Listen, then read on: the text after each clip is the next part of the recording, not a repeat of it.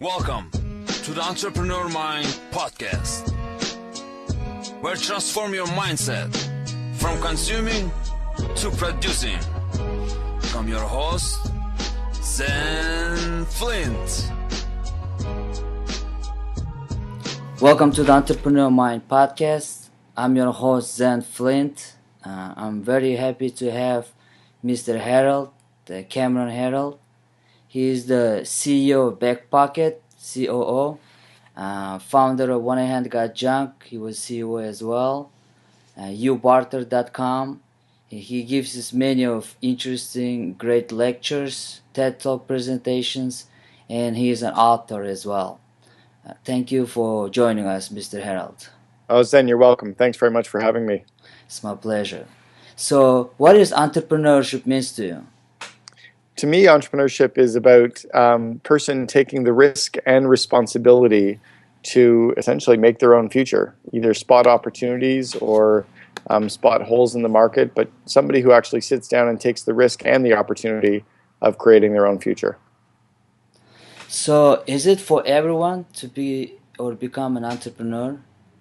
No, I don't think so at all. I think there's a very slim part of the kind of society that actually fits the entrepreneurial mindset. People have to be able to, visualize the future, make connections, problem solve, sell, lead people. So I think it's maybe 5 or 10% of the people could actually become entrepreneurs, or even should become entrepreneurs. You know, there's a lot of people, if you think back into the school system, who love to follow, just love to be able to follow other people and love to fit into a path and don't want to, ruffle any feathers and are completely fine with the right answer being in the back of the book. Whereas entrepreneurs are all about spotting opportunities and finding shortcuts and leveraging other people and, working at different paces. So that's just absolutely not for everybody, which is great. Great in the sense it makes less competition. I think it's great because it allows the entrepreneurs to have their place to go and actually build what they want to build. You know, we also need employees, so we need to have people who want to work in entrepreneurial companies. You know, there's another type of person who likes to work in an entrepreneurial environment versus working in a corporate environment or working for government. You know, very, very different people that make up those different facets of the economy. So I think an entrepreneur needs to find people who like working in an entrepreneurial company versus working in a big company or able to pull together teams. If you think back into when we were in grade school, there was a whole group of people that really just wanted to follow and fit in. They make great employees, but not necessarily great entrepreneurs. Now, there's a group of people that make very good employees for entrepreneurial companies. You know, working in a company and working in a corporation or working for government are 3 completely different types of people. So what we're looking for in entrepreneurial companies are people that work well, in that entrepreneurial environment. What's the main 3 characteristics to become a successful entrepreneur? I think one is the ability to lean out into the future and visualize where you're going, to be able to have that dream and articulate the dream to get other people to follow. The second would be the ability to leverage and look into your network and find people that can help you figure out how to make it happen or introduce you to the people that can work with you or help leverage your idea. And third would be the ability to focus. You know, entrepreneurs are classically wired with attention deficit disorder, so we see everything and we struggle with focus, but we need to at times be able to very, very hyper-focus and be able to, work on the most impactful things on our business and disregard all the other stuff that we could be working on. So that would be the 3 things I come up with. I know, try to stay focused, I think, is very challenging. So, do you have any tips or something that your process, how you stay on one project, so focus until you finish it? Sure. So a couple things. One comes down to very simple goal planning, having your quarterly and monthly goals so that you can then break those down into weekly and daily activities. And then the other one is just a principle of top 5. At the end of every day, making a list of the top 5 must-do things to work on the next day. And then when you wake up in the morning, starting to work on item 1, instead of just being busy, kind of scattered and working on lots of stuff, it's about the priority of sitting down and actually working on the highest impact things to make sure you get those done. Otherwise, we get sucked into the busy work, get sucked into email.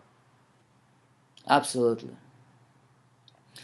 So, Mr. Herold, You have found many great companies in your past, and also you help CEOs how to expand their business or have a better system or efficiency, and they will reach out to you. What kind of process do you usually work with, or you start with, before Yeah, you even take the projects? sure. So the companies that I work with are young, fun, entrepreneurial, high growth companies. Typically, they have between 1 million and 5 million in revenue, and that's when I start working with them. I've taken companies on that are about 100 million in revenue, and I've helped them grow to a $500 million in sales. But typically in that 1 to 5 million range, and then really being able to help them grow.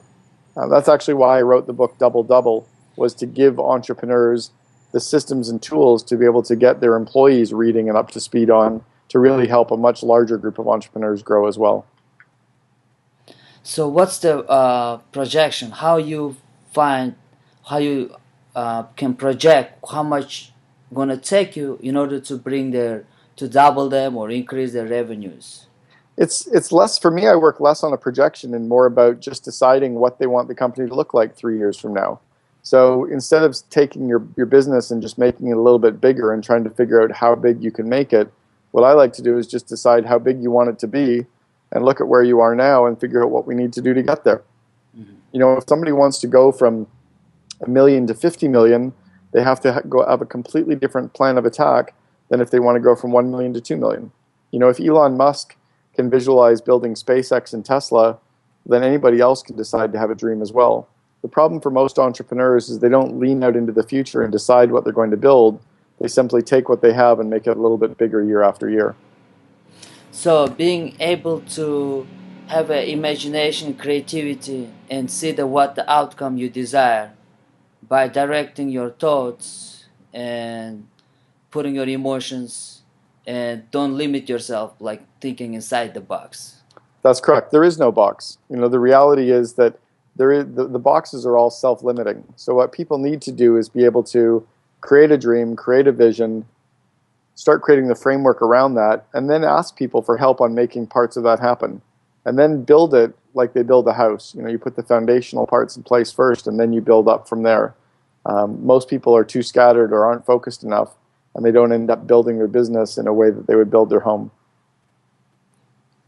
So initially, before anything you want to bring into the physical material world, it's gotta be a thought or idea inside the head as an image, That's right. and Conceive, believe, and achieve. and then you try to bring that into the reality. So how do you get from idea to reality in the sense of business?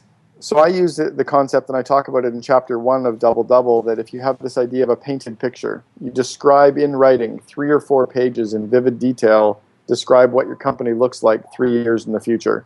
And then once you have that very vivid description of what your company looks like 3 years out, then you can start building the framework back to today to actually execute and make that happen.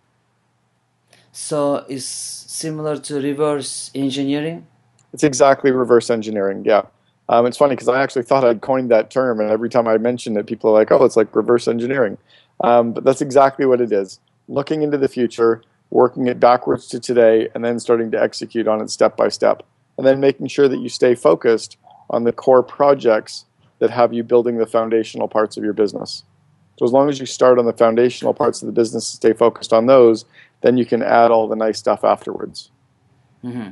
Of course, in order to build a strong house, you need to build strong foundation. Exactly. So the same principle applies. And then once you know what your company is going to look like 3 years out, then you can start adding the people that you might need to help you run it when it's 3 years out. But you realize you bring those on a little bit earlier so that those people are in place to help you build something bigger. And also when you're interviewing and recruiting people, both customers and employees, if you show them what your company looks like 3 years out, they get inspired by that versus showing them what you have today, which is never as inspiring as what the future is going to be. So you're able to attract better people that way. Also, be clear what you're going after. That's right. Yeah, if you For have a very yourself. clear vision of the future, then you've got clarity on your goals, clarity on what your business looks like. Then you have a lot of clarity on the kinds of customers to bring on, the kinds of suppliers to engage with, the kinds of employees to bring in. It's that clarity of the future that then you can execute on today to help you get there. And also you can identify the problems more clearly. Right. And you use the SWOT analysis to look at where you are today or to look at each stage along your growth. You can look at your current strengths, weaknesses, opportunities, and threats and analyze those against the future of where you're taking the company, and that helps you put everything in place. So SWOT, what does each letter stand for? So a SWOT analysis stands for the strengths, weaknesses, opportunities, and threats. And the way I do it is I have each person in the leadership team spend no more than 15 minutes and put down 3 to 5 different bullet points related to each of those 4 letters. So what are the top 3 to 5 strengths for your company today? What are the top 3 to 5 weaknesses, opportunities and threats? And that gives you a very good current state. It's kind of like what your company looks like today. If you pull those ideas from all your leadership team together, you get a very good snapshot as to what your company looks like. And the reason I tell people to take 10 or 15 minutes to do it is it's quick, visceral reactions. You get pretty much the right stuff. If they spend too long doing a SWOT, then they start pulling stuff in that doesn't really matter. So it's like a brainstorming mini session. Correct. Like a flash, like a very quick zip and zap brainstorming mini session. Mm-hmm. I really like that idea. I think it's like one person is good, but 2 heads is better. That's right. And then when you have a team of people, and then these amazing things might happen. And you just get them to do it a little bit sooner as well. Instead of giving people all day to work on something, give them only 15 minutes, and they'll get it done faster, and you can pull the ideas together. And it's, again, more visceral. And also will teach them to be more, efficient and able to. It's good training. So when you come to writing a book, how you start the process? The way I wrote Double Double was I thought about what I wanted it to look like in its future state when it was completed. Mm-hmm. I looked at books that I enjoyed, books that were very valuable to me as an entrepreneur, and I tried to think about how they laid out. And then I looked at what was missing in the books that I liked. So then I did the initial table of contents for what my book would look like. And I just sketched out each of the chapters and tried to put them in a logical flow as if I was building a company. Mm-hmm. And then when I thought about each of the chapters, I just quickly laid out maybe the key points that I wanted to cover in each of those specific chapters. And then for me, because I'm not a great writer, I actually walked around and talked. I had a digital headset on, and I just talked and recorded my voice, and then had a transcriber off Elance type it all up for me for about $8 an hour. That pulled together the initial ideas chapter by chapter. And then once I had that rough work done, I did my first draft on each of the chapters. And then I would send chapter 1 to 5 or 6 entrepreneurs that I knew and ask them for feedback and ideas. So I kind of crowdsourced the editing process for my first draft of the book that way. That's how I started Double Double and how I pulled together my ideas and the framework for the book. It's probably why the book ended up in a very kind of instructional, easy to implement, not a lot of theory, a lot of very practical take-home tips on how to grow your company. So why you wrote the book? I didn't have a desire to write a book. I didn't want to be a writer. But I had, from all the speaking events I've been doing all over the world, I kept getting these CEOs and entrepreneurs saying they wanted their employees to learn how to grow the companies as well. So I created the book, and then I created a series of DVDs that they show their employees, so the employees can then learn how to grow companies as well.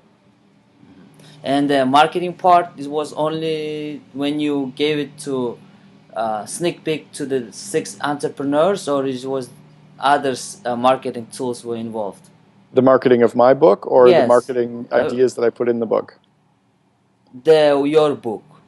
The way that I marketed my book was speaking to the media, talking to the press about it, doing speaking events and talking to more and more entrepreneurs about the book and the ideas that were contained inside of it. Mm-hmm. And that just continues to spread. I've done over the last 4 years, I've done speaking events in 24 countries and on 5 continents. So the ideas of the book Double Double have continued to grow that way. And I think it will continue accumulate as a snowball and just going to get bigger and bigger. Thank you. It just takes time, right? For everything. Yeah, that's right. So when you coach the CEOs, is it for you more challenging, or is easier for you actually? It's challenging at times to stay focused for 90 minutes just on that one entrepreneur's vision and ideas, because I have so many other things flowing through my head. That would be the only challenge. But I love helping entrepreneurs make their dreams happen. So when I'm working with the CEO and we're talking about his goals or projects that he's working on over the next couple of weeks, it's fun. And I get to use my ideas of all the companies that I've built or mentored in the past to help guide their companies as well. So it's a really interesting, fun process. I love it. And I've said that I would do it for free, except my kids like to eat. And then I think it makes sense to get compensated for expertise and your effort, because when people pay, they're more likely to use of it. Otherwise, if they get it for free, they might not appreciate it and not going to use it. Sure, yeah, I've had a lot of people say that, but for me, it also is just what I do. I'm not running a day-to-day company right now and charging for mentoring. Mentoring is my company. I've decided to take my 20-odd years of running companies and take all that knowledge and help other companies grow. I was working with the CEO the other day of a $40 million company, and I gave him one idea, and he said it'll probably save him $700,000 this quarter. So for him, he doesn't look at paying me at all as a problem, because he's getting huge opportunities off of my time. Mm-hmm. So what's your thought process? How you set your goals? The way I set my goals is always looking off of my vision, off my painted picture. So I look out at that 3-year painted picture that I've written, which I write every 3 years, and I think about, how do I start making that process happen? What sentence of that painted picture is it time to make come true, and how do I, make it unfold? What projects do I put in place to make it happen? What would you tell to the young entrepreneur right now who is listening? I'd tell them to focus, to pick a path, stay committed to the path, and not try to figure everything out on their own. There's millions of companies out there that have spent millions of dollars essentially figuring everything out already. Just go and look for the best practices of the best companies and do that. It's going to get you most of the way there. Instead of trying to write your own systems, just rip off and duplicate. Take the best of what everybody's doing and just do that. Mm-hmm. So don't try to reinvent the wheel. That's right. The wheel's already been invented. It's been perfected. Why would you try? It just seems like people spend so much time trying to figure it out when it's already been figured out. Now it's just about executing and staying focused. And make it better and more compatible? Sometimes it's just about taking the best of different pieces. When Brian, who was the founder of 1-800-GOT-JUNK, when he started the company, there were 17,000 independent junk removal businesses out there. What we decided to do was to put a brand and the systems and processes in place to grow it and make it bigger. We decided to charge more than everyone else was charging, so that we could actually have a premium margin to be able to provide a better service. Mm-hmm. So it's not like we did anything that was that drastic. We just took the ideas from Starbucks and the ideas from College Pro Painters and ideas from General Electric and applied those to a very simple business of going to pick up junk. And then how did you do the marketing on that? The marketing, we took ideas from College Pro Painters and again from Starbucks. We were very grassroots, around the customer and staying visible. So putting out signs, knocking on doors, putting out flyers, parking our trucks in very strategic, high traffic areas, just very simple things that didn't cost any money. Rather than trying to have some big broad-based campaigns, it was all about just engaging with the customer. And then while we were on the customer's property, it was about wowing them. It was about truly impressing them, leaving them with something little remarkable that kind of wowed them, and then making sure we asked for referrals. And that's all it was. Very, very simple, basic business. I think business is so easy. Unfortunately, people overcomplicate it. They try to make it more complicated and confusing than it needs to be. So stay simple. It really isn't that hard. I think it's such a great idea, and it makes a lot of sense as well. So when you did the company with the, when you have a new company, new idea, okay? So what's the first steps you try to, first 3 steps that you do when you start a new startup? The first around an idea or a business is just to quickly make sure that you have a market opportunity. That you have a market opportunity that is reasonable enough to get, that will give you enough of a profit or a net income to make it worthwhile. Otherwise you're working really hard after something, but you might as well go have a job. So make sure that you have a market and that customers will pay for what you're trying to provide, and kind of think through, if you're only going to make $1 per everything that you sell and you have to sell 1 million of those things, ask yourself if that's reasonable. So, think about, like with Starbucks and selling cups of coffee, they decided to have a price that was a little bit higher so they'd have the margin to drive their vision. And they knew that they had to compete at a different level than everyone who was selling coffee at 1/10 of what they were selling it for. So just think about your market, think about your pricing, and then work like hell. So when you were starting your new companies, you was working how many hours a day? When I started Back Pocket COO, Yeah. Geez, I was probably working 10 hours a day, maybe 5.5 days a week. I was still taking time off and taking vacations, but I was focused. For the time that I was working, I was focused. And I also made. Go ahead. And for how long period? Like 1 year, 6 months? Until what? Until it came up to having revenue or having profits? No, like time-wise. When you stop working like 10 hours a day? Well, I started right away and probably continued that for the first year or two, until I really had enough revenue and enough gross margin to be able to feel at ease that I could kind of throttle back a little bit. Mm-hmm. I had to make sure that it was hitting my goals. What books would you recommend related to the business? For entrepreneurs, there's really a core 3 or 4 that I always talk about. The first one is The E-Myth by Michael Gerber. And it's just really taking the ideas of putting the systems in place as if you were going to franchise your company, even though you're not intending to. It sets your company up for growth. The second one would be Rockefeller Habits by Vern Harnish. I think he does a great job of giving entrepreneurial companies a good framework of systems. And then the third would be The 1 Minute Manager by Ken Blanchard. Again, it's just one of the great classic, easy to read all-time books on entrepreneurship, on managing people. And then, of course, mine, Double Double. I think I did a great job of putting together a good framework for building an entrepreneurial organization. Absolutely. And before we wrap this up, can you tell us a few actionable tips for the listeners they can take today?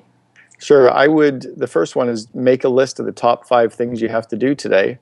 And start working on item 1. Instead of just working and being busy, sit down and think about what is it you have to get done, and then start executing on number 1 and work through those most impactful things first. The next would be to take a look at all the stuff on your list and look at what is it that you're working on and can it be outsourced? Why are we working on these $9 or $20 an hour tasks when they could be outsourced to someone who's either more efficient or faster?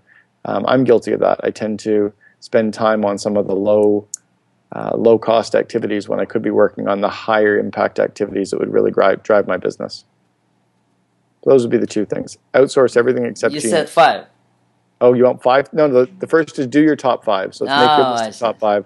And the second would be focus on the high impact things. I understood. Where the listeners can find you? Sure. My the main website is doubledoubleTheBook.com. Mm-hmm. So doubledoubleTheBook.com, and then I also have a second one of BackPocketCOO.com, which has the DVDs as well. And then if they're on the TED website, take a look at the Raising Kids as Entrepreneurs on TED.com. I will link that video, the TED Talk presentation on the website with this interview as well. Great stuff. And thank you so much for your generous time. Zen, you're welcome. Thanks very much for having me. You have a great day. Thank you. Thank you. You too.